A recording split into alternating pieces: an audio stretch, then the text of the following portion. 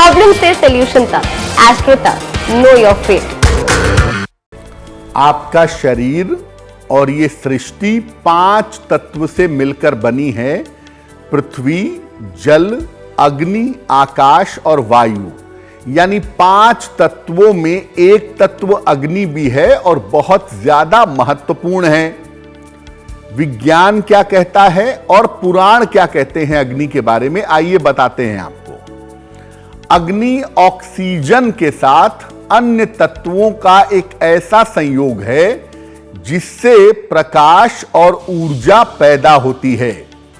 Oxygen के बिना अग्नि का अस्तित्व नहीं है और उसी की सहायता से, अन्य तत्वों की सहायता से अग्नि जलती है और उससे प्रकाश भी पैदा होता है और ऊर्जा भी पैदा होती है। सृष्टि के 5 तत्वों में सबसे ज्यादा प्रभावशाली और सबसे ज्यादा विनाशकारी शक्ति अग्नि की मानी जाती है। अग्नि बहुत ज्यादा प्रभावशाली है और अगर इसका दुरुपयोग किया जाए, अगर ये निगेटिव पार्ट में चला जाए तो निश्चित रूप से ये विनाशकारी हो जाती है। बिना अग्नि के सृष्टि का पालन और संहार दोनों नहीं हो सकता। आप अपने धर्म में देखिए कि हम जब विवाह करते हैं तो हम साक्षी मानते हैं अग्नि को। अग्नि को साक्षी मानकर हम फेरे लेते हैं, क्योंकि जो अग्नि है उसके अंदर पवित्रता और ईश्वरत्व सबसे ज्यादा पाया जाता है। पुराण कहते हैं इसके बारे में कि धर्म की पत्नी वसु के संयोग से अग्नि का जन्म हुआ था और अग्नि और स्वाहा के संयोग से उनके 3 संतान हुए और शास्त्र कहता है कि कुल मिलाकर 49 प्रकार की अग्नि है। अग्निदेव की भौं, दाढ़ी, केश और आंखें पीली हैं, अंग स्थूल है यानी अंग मोटे हैं और जो उनका पेट है, जो उनका उदर है वो लाल है।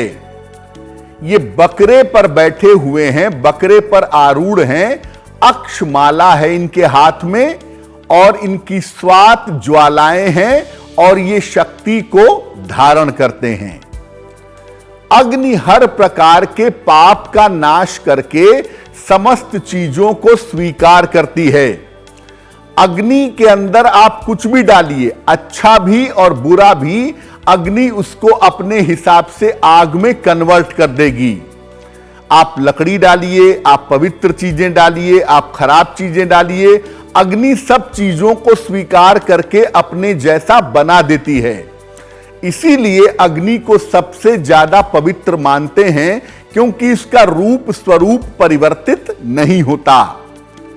इसीलिए हम अग्नि को पवित्र मानकर अपनी पूजा में, अपनी उपासना में, विवाह में, शादी में, मृत्यु में हर जगह अग्नि का आवाहन करते हैं और हर जगह अग्नि को स्वीकार करते हैं। इस ऐड को स्किप करना तो बहुत मुश्किल है, पर लाइफ की प्रॉब्लम्स का सॉल्यूशन ढूंढना आसान। प्रॉब्लम से सॉल्यूशन तक, एस्ट्रो तक, नो योर फेट।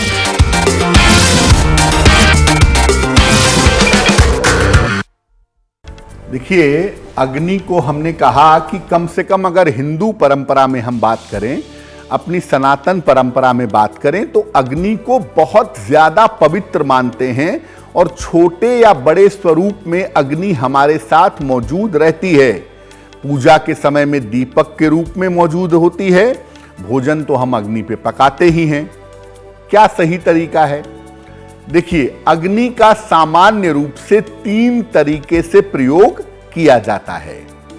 दीपक जलाने में, चूल्हे में भोजन बनाने में और हवन करने में। प्रार्थना के लिए दीप स्वरूप में अग्नि की उपासना की जाती है।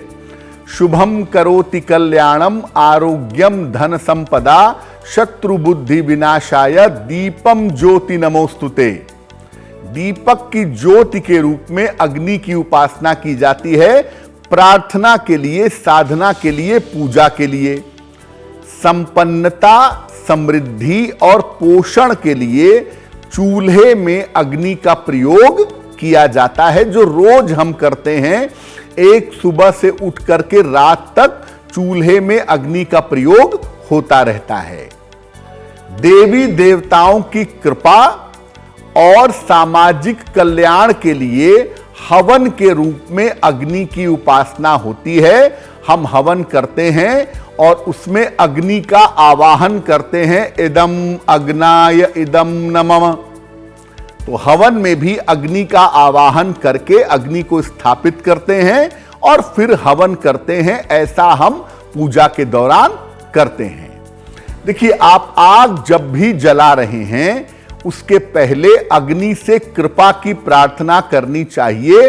खास तौर से सुबह सुबह जब आप चूल्हा जलाते हैं तो पहली बार जब आप चूल्हा सुबह जला रहे हैं तो जलाने के पहले अपने चूल्हे को प्रणाम करें और अग्नि जलाएं। उसके बाद प्रयोग कर लेने के बाद भी उसे प्रणाम करना चाहिए। जब आप फाइनली चूल्हा बंद कर रहे हैं, रात में खाना वाना बना के सब फिनिश कर रहे हैं, तो उस समय भी अग्नि को प्रणाम करना चाहिए। तो देखिए, अग्नि की शक्ति अगर सही तरीके से इस्तेमाल हो तो वो पूजा में, भोजन पकाने में, स्वास्थ्य बेहतर रखने में आपकी सहायता करेगी। और अगर अग्नि भड़क गई, अग्नि का आपने सही प्रयोग नहीं किया, तो वो आपके जीवन में मुश्किलें बढ़ा देगी। इसीलिए अग्नि का सही प्रयोग करना नितांत आवश्यक है, बहुत जरूरी है। एस्ट्रो तक ऐप पर आपको मिलेगा भविष्य से जुड़े हर सवाल का जवाब। डाउनलोड कीजिए एस्ट्रो तक ऐप और चुटकी में जुड़िए इंडिया के बेस्ट एस्ट्रोलॉजर से।